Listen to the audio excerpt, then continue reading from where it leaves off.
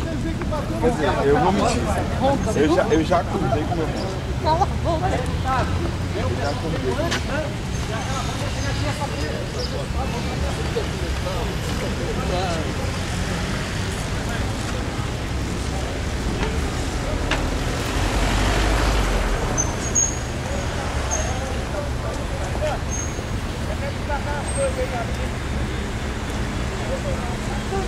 Carrinho, cara.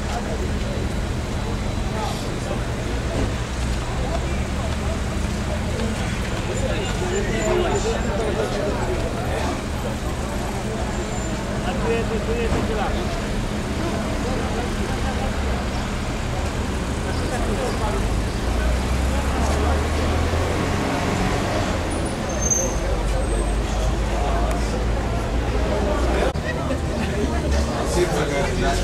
Posso dar uma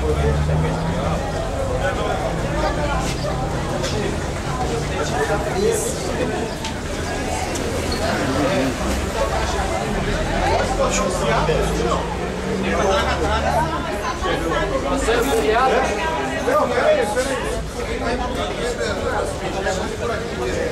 Já me identifiquei, ó. Colorado. É o quê? Não, aqui, ó. Eu vou fazer essa identidade passaia do detector de metal. No aeroporto, igual a mesma coisa. Igual no aeroporto.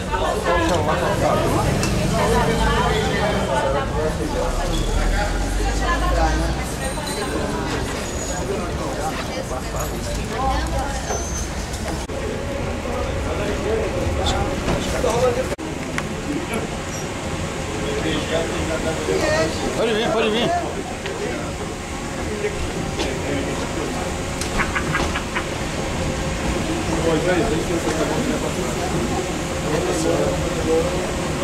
Estão apresentando no Rio, e o pessoal trabalha.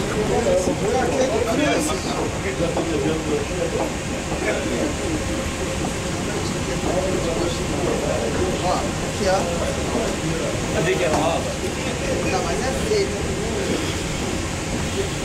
Ó,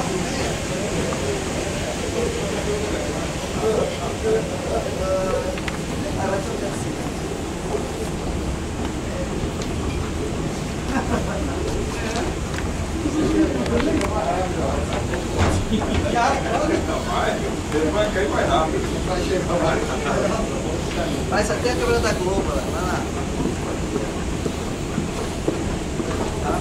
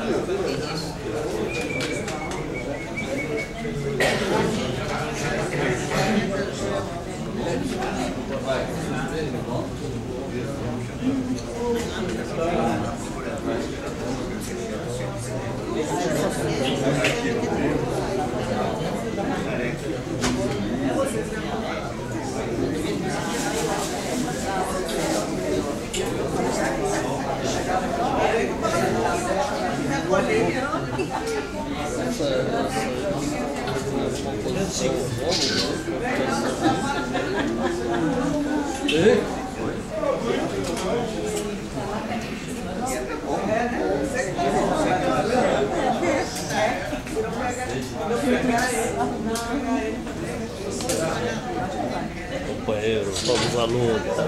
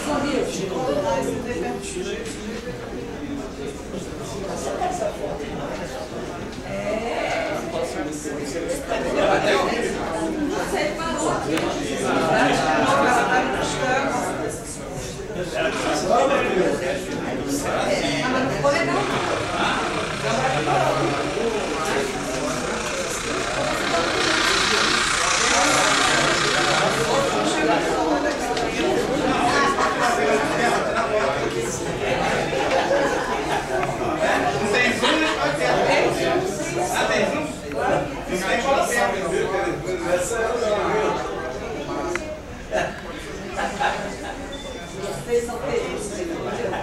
Por isso que eu gosto tanto de ficar aqui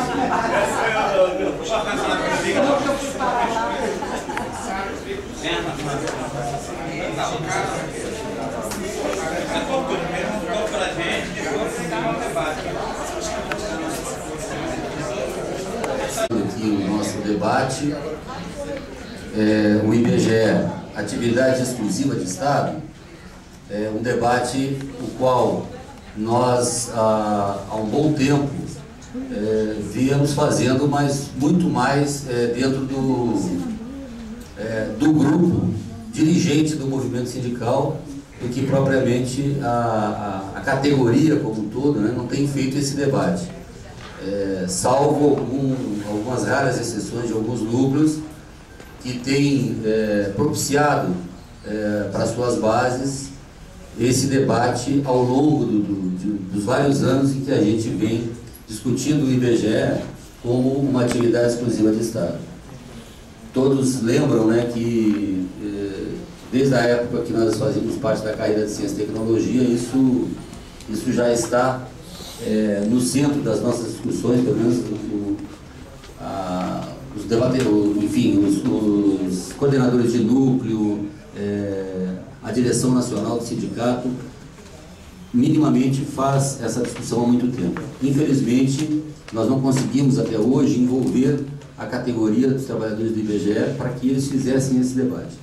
Então, diante de que nós temos um projeto de lei que está aqui na casa, sob o número de 6.127, a Executiva Nacional entendeu que era necessário ampliar o debate para a nossa categoria e por isso está fazendo esse esforço, né, trazendo a companheirada toda de todo o país e também fazendo um esforço para ter a presença aqui de parlamentares, a presença de convidados que possam trazer mais esclarecimentos para nós acerca do projeto, deste projeto de lei e também, efetivamente, do que significaria para os trabalhadores do IBGE serem reconhecidos como uma atividade exclusiva de Estado. Nesse sentido, a Executiva Nacional, então, teve essa iniciativa, está iniciando esse processo agora e pede agora para compor a mesa o companheiro Chico Alencar, deputado federal pelo Pessoal do Rio de Janeiro.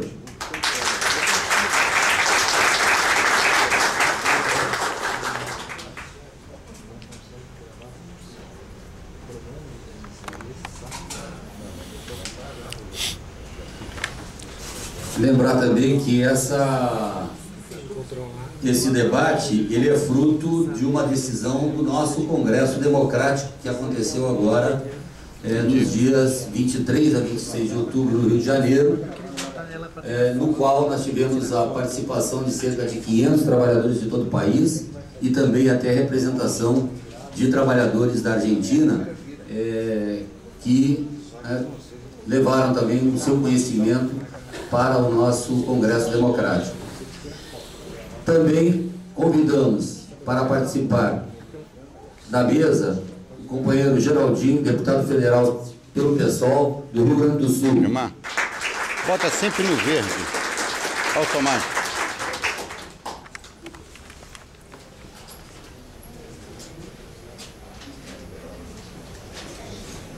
Convidando também para estar presente a essa mesa a companheira Graciela Peçanha, que é uma companheira nossa militante da sede do Rio de Janeiro.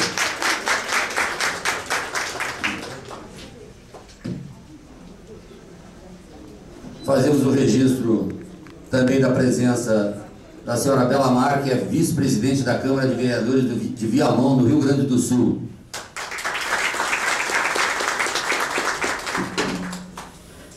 E também gostaríamos de convidar para participar desta mesa o companheiro Rodrigo Ávila, da Auditoria Cidadã da Dívida Externa.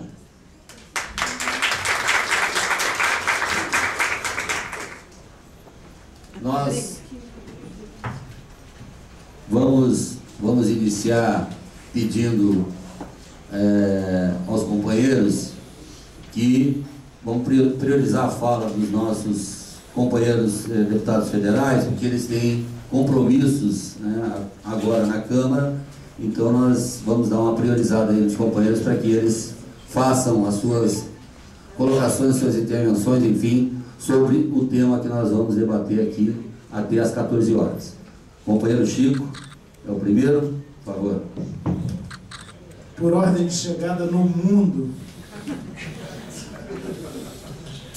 Bem antes, né, Chico? Bem antes. Bem antes.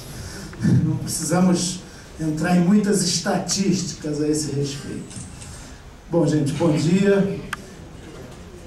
Eu quero, em primeiríssimo lugar, parabenizar vocês, a entidade organizativa dos trabalhadores do Instituto Brasileiro de Geografia e Estatística, porque vocês estão dando um exemplo do que é ser servidor público, na melhor expressão, e de como, nesse caso do debate específico aqui, na Câmara dos Deputados, que é trabalhoso, exige recursos humanos, financeiros, deslocamento, mas vocês estão dando exemplo também de como acompanhar uma tramitação legislativa. O Brasil, infelizmente, continua com o predomínio da pequena política. O parlamentar eleito se julga mandatário absoluto do que conseguiu nas urnas e cada vez mais com abuso do poder econômico. Vocês sabem como as eleições se processam. Já há avaliações oficiais dos partidos aí de que para eleger o próximo presidente da República ou a próxima presidenta da República vai ser necessário gastar 500 milhões de reais. E cifras assim inimagináveis para uma democracia, vira mais uma plutocracia. E também para a Câmara. Tem gente, viu, Geraldinho, você que eu quero que você seja candidato a deputado federal pelo Rio Grande do Sul, pelo nosso pessoal, você vai ouvir a conversa de que com menos de R$1 milhão nem pensar. O que não é verdade. Se fosse verdade, a gente não estaria aqui. E vários outros. Não muitos. De 513, talvez 80, 100 no máximo. Então a gente vive muitas degenerações da democracia brasileira, formal e banal. Quando vocês se dispõem a fazer um debate aqui, logo depois desse espetacular seminário sobre o papel do IBGE, eu prestei bem atenção. Infelizmente o Geraldinho veio de longe, foi lá para o Rio, eu estava com uma agenda completamente assambarcada já previamente, mas foi muito importante vocês fazerem um congresso democrático sobre o IBGE e não do IBGE. Que esse é o sentido último, é uma instituição fundamental para o Brasil e para os governos sucessivos que têm uma perspectiva democrática e de justiça social, que quer ser analisada pela sociedade. Já pensou, Geraldinho, se a gente fizesse um congresso sobre a Câmara dos Deputados? Nossa orelha ia ficar quente, mas o povo deve ter muito a dizer. Aliás, nos diz através de e-mails frequentemente. Vocês, então, nesse debate aqui, estão recuperando uma dimensão fundamental da tal democracia substantiva, não precisa ser adjetivada, que é a democracia, e aí algum qualificativo eu dou, de participação ampliada. Não basta ter um bom senador, como Cristóvão, o projeto original é dele, não basta tramitar nas comissões, chegar aqui na Câmara, como já está, e nós resolvermos. Se vocês não participam, avaliam, sugerem, propõem eventuais alterações, ficam atentos com eventuais emendas prejudiciais na perspectiva do que domina hoje, que é o Deus mercado. Há um fundamentalismo de mercado no país hoje, que as instâncias públicas muitas vezes não só não conseguem enfrentar, como a ele aderem. É a religião dos novos tempos. Então esse movimento é absolutamente importante, esse debate vai ser rico. Eu vou tentar aproveitar ao máximo até às 10 horas, que é o meu tempo limite, por uma razão simples. Quarta-feira é o chamado dia cheio aqui de Brasília. Então, deputados de uma bancada pequena como a nossa, pequeníssima ainda, tem que se desdobrar. Eu estou com a minha agenda aqui que tem 4, 5 compromissos ao mesmo tempo. Às vezes eu falo que se exige de nós um dom que dizem que só Deus tem, que é o da ubiquidade. Ubiquidade está em vários lugares ao mesmo tempo. A maioria dos deputados tem o dom da ambiguidade, que é enrolar todo mundo ao mesmo tempo. Não é o nosso caso. A gente tem posição e custa caro, por isso somos pequenininhos, talvez. Eu queria apenas concluir dizendo que, do que recebi ontem, o documento final do Congresso sobre o IBGE, eu vi coisas fundamentais. Eu sou um entusiasta do IBGE, leio sempre as suas publicações que chegam até mim, com muito interesse. O Instituto tem credibilidade e não pode perdê-la, mais do que os ibopes da vida. Por isso eu concordo plenamente, como vocês dizem aqui, na apresentação das conclusões que todos já conhecem, obviamente.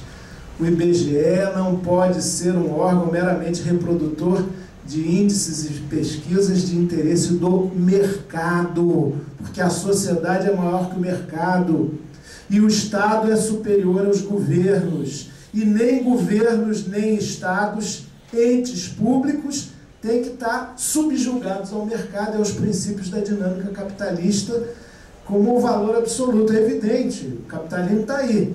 Ele nos envolve, é quase que uma água e nós o peixe ali, uma água bem poluída, por sinal. Agora, a gente pode buscar outros cursos, outros oceanos, outras formas de sobrevivência. Eu acredito, por isso estou no Partido Socialismo e Liberdade, com o Geraldinho, que a gente não pode perder a chama, o ânimo de construção de uma outra sociedade possível. Vai ser para amanhã? Vai ser com a eleição? Simplesmente não. É um processo combinado, desigual, mas de avanço da humanidade. Agora fala-se muito na crise planetária, né? E normalmente a grande mídia privada, ela também, diz que a humanidade está em crise, o planeta está doente, a culpa é do homem, do ser humano. Não é do ser humano, é da maneira como ele se organizou na face da Terra para viver. E essa maneira da competitividade absoluta, do lucro, do mercado total agora, é extremamente destrutiva. Bom, a gente vai conseguir mudar tudo isso da noite para o dia? Claro que não, é um processo de acumulação. Agora, instituições como o IBGE têm um papel fundamental. E aí vocês têm até um decálogo no final, né? Que é muito importante. Eu peço até a autorização de vocês para registrar aqui nos anais da casa, fazer um pronunciamento, colocando essas 10 conclusões fundamentais. Preservar o controle estatal sobre o patrimônio do IBGE, resgatar a transparência, a autonomia e a independência do ente, que é do povo brasileiro. Gestão democrática é fundamental. Planejamento global e estratégico. O Brasil vive sempre aos solavancos do imediatismo. O IBGE, por sua natureza mesmo, ele tem que ser um órgão que ajuda políticas públicas a serem planejadas e implementadas, e ele próprio tem um planejamento estratégico para si. A descentralização administrativa e técnica, a reconstrução dos macrosistemas de informações, A revitalização da produção, claro, isso significa inclusive valorizar o servidor, o trabalhador, o profissional. A recuperação da capacidade de intervenção e da capacidade gerencial e um novo modelo de gestão. Quer dizer, todos esses pontos estão interligados e combinados. Eu quero saudar, fiquei muito impressionado, confesso, com esse seminário. Me disseram, o Geraldinho mesmo falou, que foi de altíssima qualidade cada mesa, o time de debatedores, muitos deles eu conheço, da mais alta qualidade. O IBGE se tornando não só uma instituição estatal, como uma instituição pública, né? E sob o controle da população. Eu digo sempre aqui na Câmara que nós temos um patrão, que é o povo brasileiro, e que nós temos que prestar contas de tudo, até do aviãozinho que se pega. A maioria dos deputados se acha imbuído porque bota uma gravata, um terno bonitão e tal, anda num carro preto, embora não tenhamos carro oficial. Alguns fazem questão de alugar carro preto e andar lá atrás e tal. O motorista sai lá da frente para abrir a porta. Eu vejo isso. São hábitos herdados da nossa tradição aristocrática, oligárquica, e que dissociam o representante público do próprio público. Lima Barreto, aliás, dizia no início do século passado que no Brasil não há povo, há público. O IBGE está reconhecendo que ele tem um povo a quem servir e autoridades com compromisso democrático a quem orientar com o seu trabalho sério de pesquisa, de dados, de informações reais e não adulteradas. A gente vive um tempo de muita mistificação. Garanto a vocês, qualquer jornal que pegarem hoje vai ter estatística falseada lá. Porque vocês sabem muito bem que a própria pesquisa que se faz, ela já tem um olhar por trás interessado. Num tempo em que, em vez de cidadão, tem o cliente, no tempo em que, em vez de pessoas, você tem o freguês, o consumidor, esse tipo de perigo e de contaminação é enorme. Esse seminário, esse encontro, esse debate vão ajudar nesse sentido, e eu quero simplesmente estar a serviço de vocês. Nosso mandato está à inteira disposição. Depois eu deixo aos interessados uma publicação anual. Estava até avisando o Geraldinho para ele correr, senão perde a chance. Nós temos o direito de produzir anualmente uma publicação que resume alguns pronunciamentos, algumas análises e, claro, o que você fez aqui, né, em termos de projetos de lei, de iniciativas legislativas, audiências públicas, acompanhando lutas sociais, que é muito importante. Então tem uma aqui, chama, coincidentemente, para tornar grande a política. Está à disposição de vocês, o Isaac, que trabalha comigo, da equipe, tem ali. O IBGE, com o seminário, com esse debate e com a orientação da sua organização sindical, está fazendo a grande política de que o Brasil tanto carece. Eu só posso estar associado a isso. Parabéns, espero êxito aqui nessa jornada. Muito obrigado. Obrigado, deputado Chico Alencar. Antes da fala do companheiro deputado Geraldinho, nós gostaríamos de registrar e agradecer, que o trabalho do próprio gabinete do Geraldinho, que disponibilizou esse espaço aqui para a gente estar ocupando hoje esse debate. Então é muito importante, nós, em nome da IBGE, em nome dos trabalhadores do IBGE, agradecemos o mandato do companheiro, colocando à disposição um espaço para os trabalhadores fazerem o seu debate. Companheiro Geraldinho.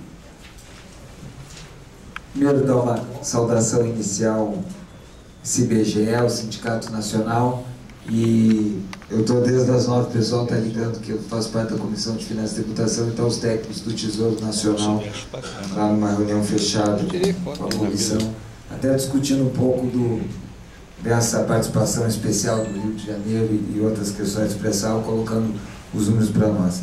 Mas já comuniquei que ia chegar porque tenho que me redimir, Chico.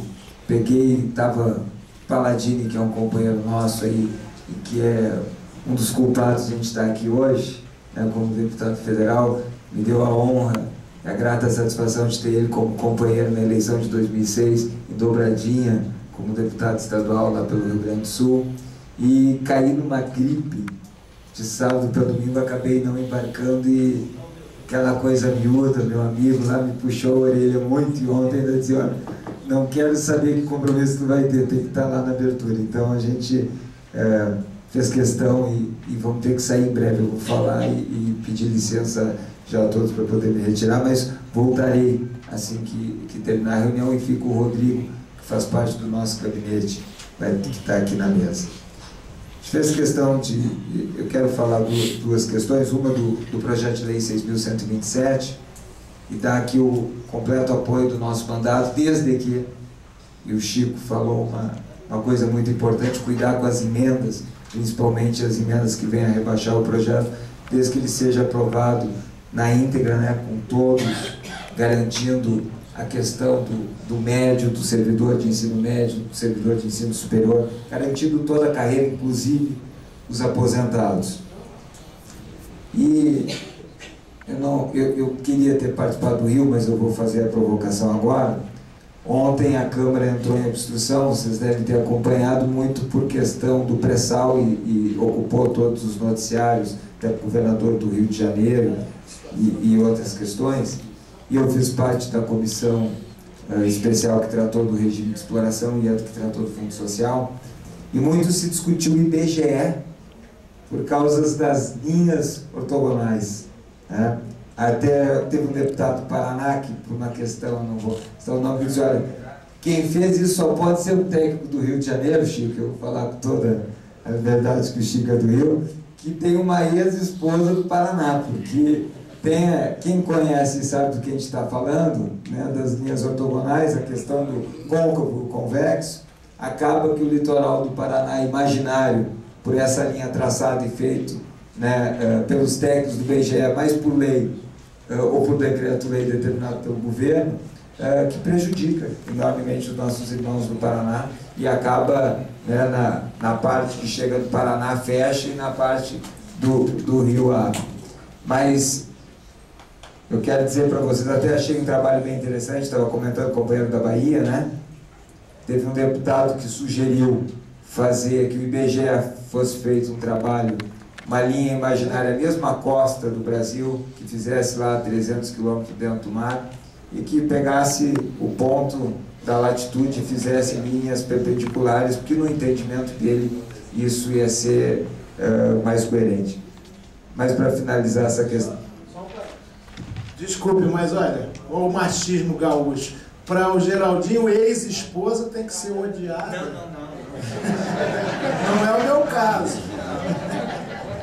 Eu disse que não ia citar o nome do deputado do Paraná que disse que só podia ser um técnico do Rio com uma esposa do Paraná. Bom, viu? Tem que explicar mais devagar, né? Às vezes a pressa nos atropela, Chico. Mas é isso, é machismo lá do Paraná. Mas não, mas era uma brincadeira, não é machismo. Mas assim, o que importa na questão do pré-sal, e aí a gente vai falar hoje no plenário a questão do IBGE, porque vai vir essa questão das linhas ortogonais e daqui a pouco a culpa é dos funcionários de carreira do IBGE pela questão, é que nós estamos falando de uma coisa altamente lucrativa, né, altamente rentável. Aí para 100 barris, para ter um exemplo, aí 100% é 15 barris que se gasta para extrair o pré-sal e trazer até a terra para o refino. E agora subiu de 10% para 15% os royalties, ou seriam mais 10, 15 barris. E ninguém, nosso coordenador aqui da mesa, ninguém está discutindo, nós estamos brigando pela migalha.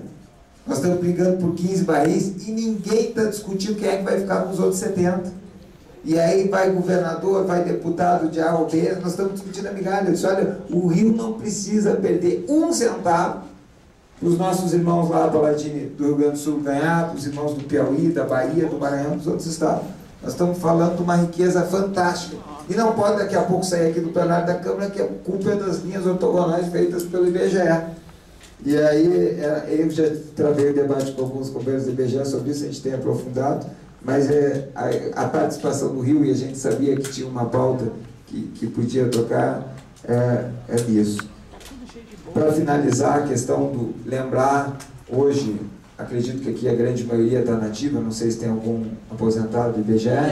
Tem, olha, então, está muito bem representado. Que bom que estão aqui, né, Chico? Que semana passada proibiram os aposentados do INSS de entrar na galeria, até houve um protesto do mas garantir, e a gente desde que chegou na casa tem votado junto em todos os processos, todos os projetos que acabam com as terceirizações, que acabam com o serviço temporário, que é o caso específico do IBGE, mas garantir que cada direito, que cada benefício, que cada direito que a categoria conquiste, que isso também esteja incluído os aposentados, até porque já deram a sua parte de contribuição para o nosso país e nós todos aqui um dia também vamos chegar, se Deus quiser, na posição do aposentado e nós temos que fazer esse reconhecimento. Agora, concluindo mesmo, no Fundo Social, nós somos o único que votamos contra, Gil, que tu vai ser cobrado pelo nosso voto lá, que a gente fazia parte da comissão. Nós fizemos questão de incluir uma emenda que garantisse os aposentados no Fundo Social, até porque o pré-sal existe há milhares de anos, e se existe tecnologia hoje para tirar o pré-sal lá do fundo, é graças aos trabalhadores de hoje e do passado da nossa querida Petrobras. Então não seria a favor nenhum nosso estar incluindo a Previdência no Fundo Social, é um reconhecimento que essa casa deve fazer. Finalizar, agradecer a mesa, a compreensão e voltarei, mas infelizmente eu tenho que me retirar e ir para uma reunião lá na Comissão de Finanças, tá bom? Pode contar com o nosso mandato, a companheira Luciana está voltando agora em dezembro, e o nosso gabinete aí está inteiramente à disposição do Sindicato Nacional e dos servidores aí do IBGE.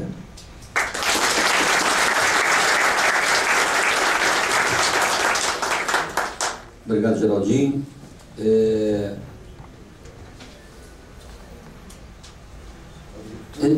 Registramos também, gostaríamos de registrar a presença do nosso companheiro trabalhador da sede, o Antônio Fernando, que, embora faça parte da direção do IBGE, ele está aqui como observador, fez questão, inclusive, de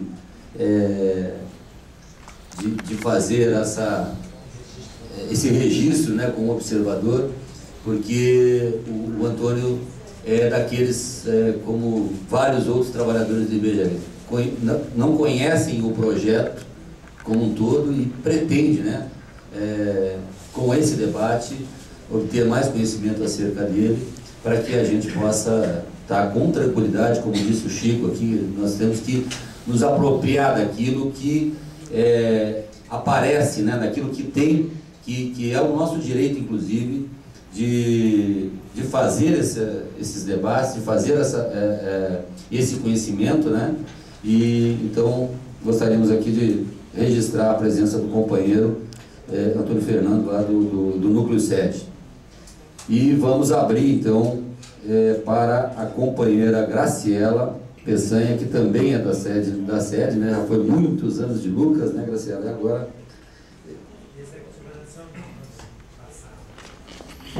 houve uma combinação ali, então, democraticamente, a mesa vai acatar.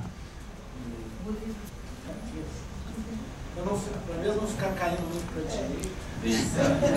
Muito bom, Chico, obrigado. É bom que não caia Houve uma combinação ali entre a Graciela e o Rodrigo, e o Rodrigo vai falar inicialmente, aí depois a Graciela entra com a sua parte, tá ok? Então o companheiro Rodrigo, que é do gabinete do deputado Geraldinho e também da Auditoria Cidadã da Dívida. Rodrigo, por favor.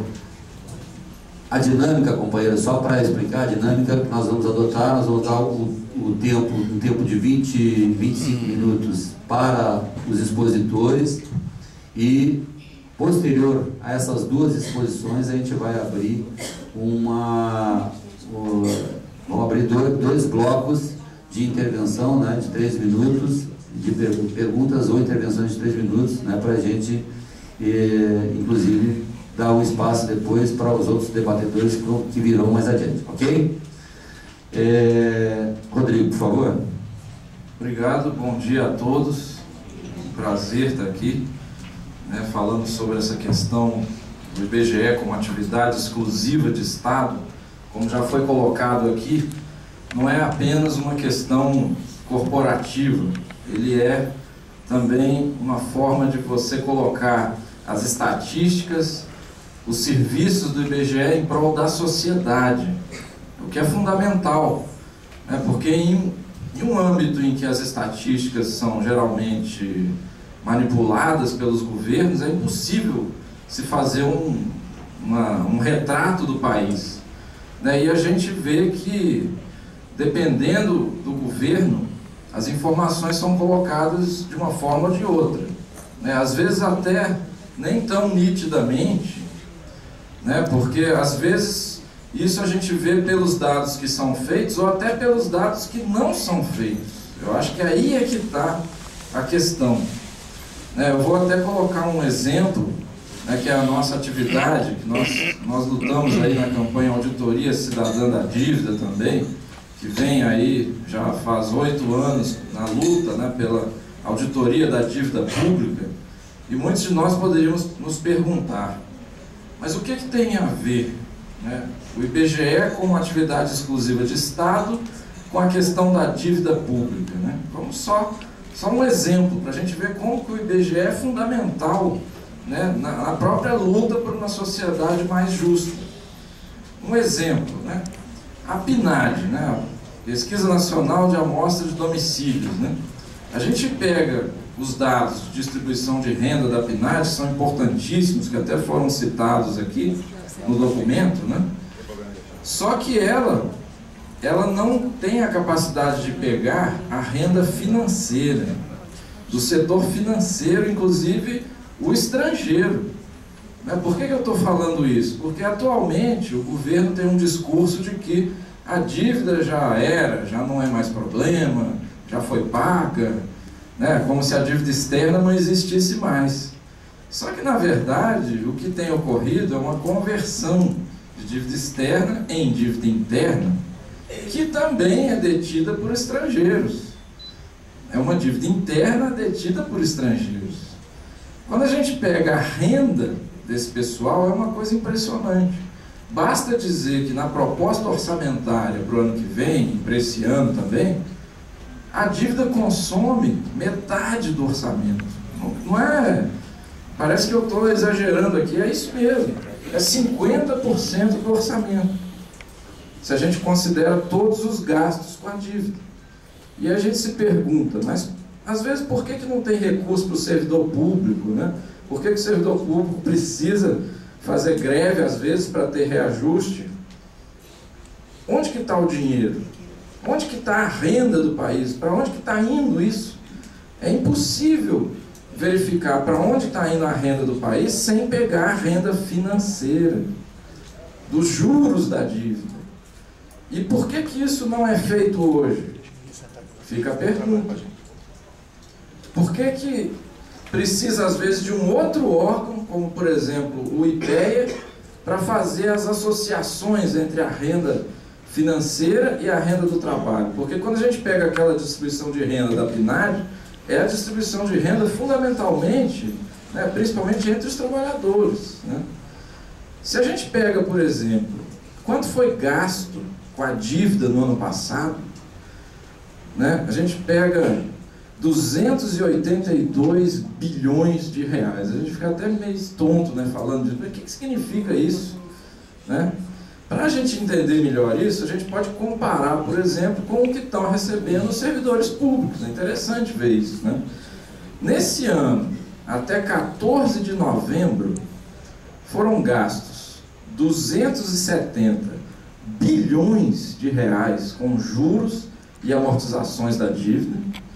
E para o servidor público, inclusive ativo e inativo, somente 130 bilhões. Ou seja, o servidor público, ele recebe, todos os servidores públicos federais, ativos e inativos, de todas as carreiras e poderes, recebem menos da metade do que recebe o setor financeiro. E olha que nesses 270